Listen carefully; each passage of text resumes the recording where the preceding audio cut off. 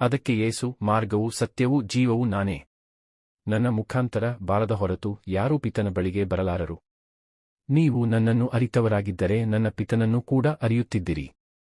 ಈಗಿನಿಂದ ಅವರನ್ನು ನೀವು ಅರಿತವರಾಗಿದ್ದೀರಿ ಹಾಗೂ ಕಂಡು ಇದ್ದೀರಿ ಎಂದು ನುಡಿದರು. ಆಗ ಫಿಲಿಪ್ಪನು, ಪ್ರಭು, ನಮಗೆ ಪಿತನನ್ನು ತೋರಿಸಿ, ಅಷ್ಟೇ ಸಾಕು ಎಂದನು. ಅದಕ್ಕೆ ಉತ್ತರವಾಗಿ ಯೇಸು, ನಾನು ಇಷ್ಟು ಕಾಲ ನಿಮ್ಮೊಡನೆ ಇದ್ದರೂ ನಾನು ಯಾರೆಂಬುದನ್ನು ನೀನು ಅರಿತುಕೊಳ್ಳಲಿಲ್ಲವೇ?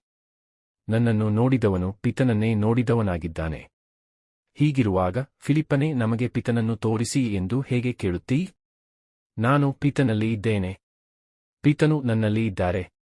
ಇದನ್ನು ನೀನು ವಿಶ್ವಾಸಿಸುವುದಿಲ್ಲವೇ? ನಾನು ನಿಮಗೆ ಹೇಳುವ ಮಾತುಗಳನ್ನು ನನ್ನಷ್ಟಕ್ಕೆ ನಾನೇ ಆಡುತ್ತಿಲ್ಲ, ಪಿತನೇ ನನ್ನಲ್ಲಿದ್ದುಕೊಂಡು ತಮ್ಮ ಕಾರ್ಯವನ್ನು ಸಾಧಿಸುತ್ತಾರೆ.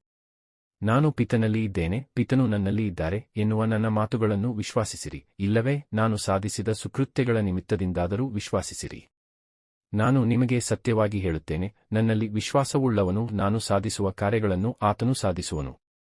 ಅಷ್ಟೇ ಏಕೆ, ಅವುಗಳಿಗಿಂತಲೂ ಮಹತ್ತಾದವುಗಳನ್ನು ಸಾಧಿಸುವನು. ಏಕೆಂದರೆ ನಾನು ಪಿತನ ಬಳಿಗೆ ಹೋಗುತ್ತೇನೆ. ಇದಲ್ಲದೆ ನೀವು ನನ್ನ ಹೆಸರಿನಲ್ಲಿ ಕೇಳಿಕೊಳ್ಳುವುದನ್ನೆಲ್ಲ ಮಾಡುತ್ತೇನೆ. ಹೀಗೆ ಪಿತನಿಗೆ ಪುತ್ರನಲ್ಲಿ ಮಹಿಮೆ ಉಂಟಾಗುವುದು. ಹೌದು, ನನ್ನ ಹೆಸರಿನಲ್ಲಿ ನೀವು ಏನನ್ನು ಕೇಳಿದರೂ ನಾನು ಅದನ್ನು ಮಾಡಿಯೇ ತೀರುವೆನು.